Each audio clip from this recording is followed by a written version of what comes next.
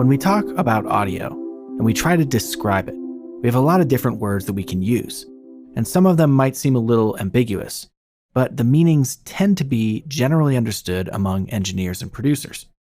And being able to express what you're hearing with words is an important way to identify the sonic characteristics of a recorded sound.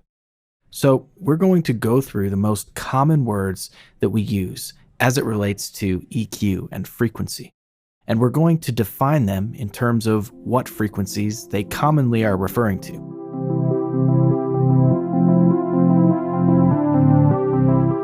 The first term we're going to look at is fat or thick. Fat and thick can mean a lot of things when it comes to audio. Sometimes it means saturated, but usually it means that there's a healthy amount of low frequency content in a sound, generally from 20 to 200 hertz.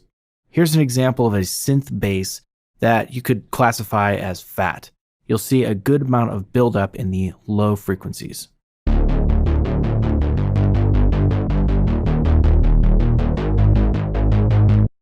So the opposite of fat would be thin. Fat means there's a lot of content in the low frequencies of a sound, and thin means there's not very much low end in the signal. And it usually means that there's a deficiency somewhere in that 20 to 500 hertz range. And that's going to make the signal sound thin. Take a listen to this lead synth that could be classified as sounding thin.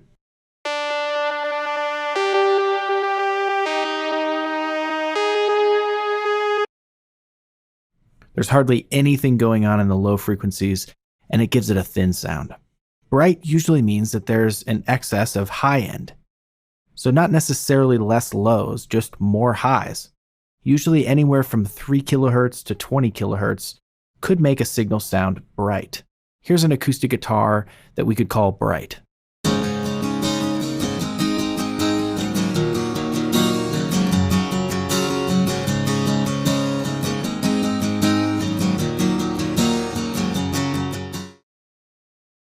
So there's a lot of high frequencies there from the pick on these strings, and it's overall just a bright sounding guitar.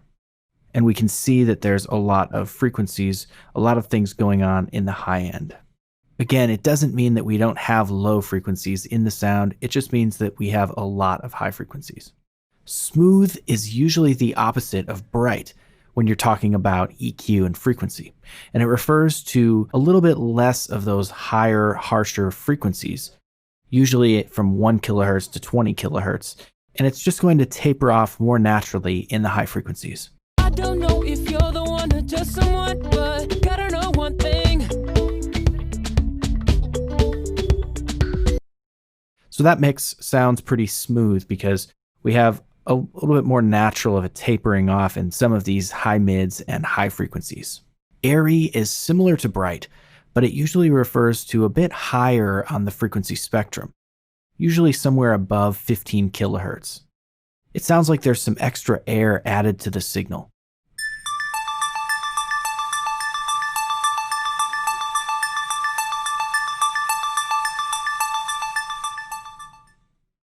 So we can see that we've got a lot of high frequencies going on there, and it just has that bright sound to it. Harsh means that something has too many upper or high mid-range sounds, usually between 2 and 7 kilohertz. It's not a very pleasant frequency range, which is why it usually sounds harsh to our ears. Sometimes distortion can do that, like on this vocal. Take a listen to this raw vocal with some harsh distortion added to it. Let the truth be evident. So we can see that these upper mids are really loud in this signal, and that's giving it that harsh sound. Nasally and honky usually refer to being too much mid-range of a sound. A little bit lower than the harsh frequencies, somewhere between 600 and 2 kilohertz usually. Take a listen to this acoustic guitar.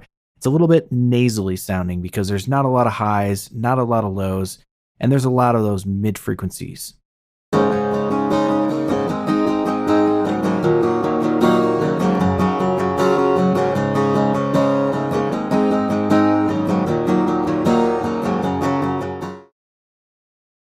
So a lot of buildup here in the mids, and that's giving it that nasally sound. Muddy usually refers to having too many low mids and low frequencies in a sound. Generally, it's not a pleasant sound as it makes things sound unclear. And a lot of this usually happens between 60 and 400 hertz. Take a listen to this mix where we have an 808 that's causing the mix to sound muddy. Lips, that's all in your body. Got that little bitch up on Molly, calling me Poppy. Door was sloppy, then she gon' give me that toppy. All in that truck, she letting me. So we can see that we have a lot of buildup here in the lows and the low mids, and that's causing that muddy sound. Presence is usually identified in the mid frequencies from 1 to 4 kilohertz. This is where the intelligibility of speech comes from, and it's what makes things feel present and close. Take a listen to this vocal, which has a lot of presence. I don't know if you're the one or just someone, but gotta know one thing. So we can see here in the upper mids, we've got a healthy amount of presence, and that makes that vocal really clear and intelligible. And the last term that we'll go over is scooped or smiley face. Now, scooped or smiley face refers to a sound that has a lot of lows and a lot of highs, but not very many mids. The EQ curve usually looks like a smiley face, which is where it gets its name. Take a listen to this mix where we have a lot of low frequencies from the kick and bass, and we have a lot of high frequencies, but not very many mids.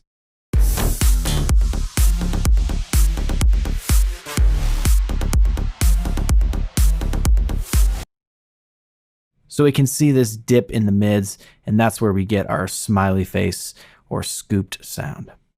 Now, there are countless terms that can be used to describe audio, but these are some of the most common ones that we use. And it's going to be important to know them throughout the rest of this course. It also helps you to be able to identify areas of sound with words, so that when you're using EQ, it's easier to know what part of the sound to focus on.